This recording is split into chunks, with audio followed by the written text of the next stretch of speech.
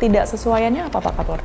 Ketidaksesuaian menyampaikan bahwa pelaku lebih dari 3 orang, mungkin sampai 10 orang, sempat terjadi pergerumunan antara korban dan pelaku, dan saksi ini menyampaikan dia yang membantu.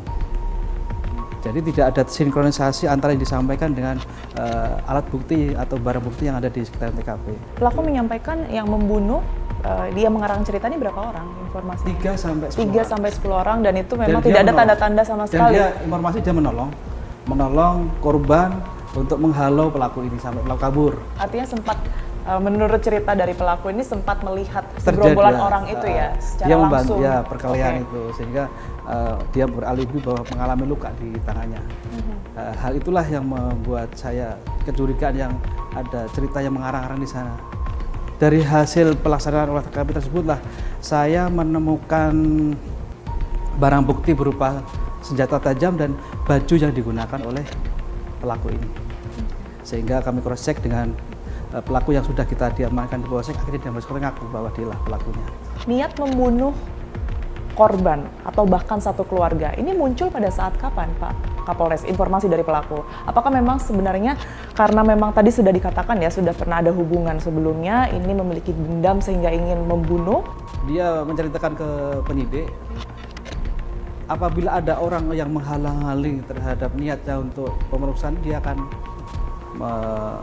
menimpas, sehingga pada saat dia berangkat dari rumah itu sudah membawa senjata tajam dan membawa senter untuk penerangan. Begitu pas di kejadian ternyata benar belum melaksanakan atau kegiatan pemerkosaannya, ada ayahnya itu yang datang tiba-tiba sehingga ada panik. Kalau melihat dari kronologi cerita ini memang kan cukup tragis begitu ya. Ini apa yang disampaikan pelaku Pak? Tidak ada ketakutan mungkin atau apa yang dirasakan pada saat menghabisi korban itu? Kalau penyampaian dari pelaku tidak ada, namun dari ekspresi yang ditunjukkan pelaku kepada kami, kepada penyidik itu tidak ada ekspresi yang mungkin menyesal segala macam, ya, maka biasa-biasa saja. Ya inilah yang menjadi kecurigaan kami. Apa sih motifnya yang sekarang juga kami masih mencari saksi ahli dalam hal ini dari psikologi, psikiater, sama dari kejiwaannya. Berarti dengan korban ini juga hanya sebatas mungkin sakit hati itu tadi Pak, karena mungkin ada permasalahan juga dengan keluarga, tidak ada permasalahan lain mungkin yang juga memicu atau mungkin dicurigai oleh pihak kepolisian menjadi motif juga, Pak Kapolres?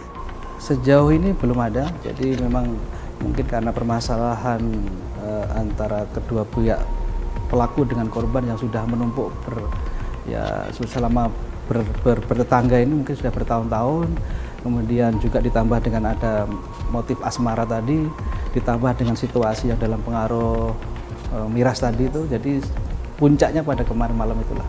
Oke, baik. Pelaku saat ini usia berapa ya Pak? Karena kan ini juga masih simpang siur.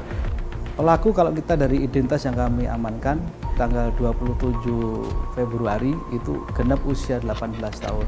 18 tahun. 18 tahun. Jadi berarti sebenarnya masih di usia di bawah umur. Perlindungan anak ya, di bawah umur. Oke.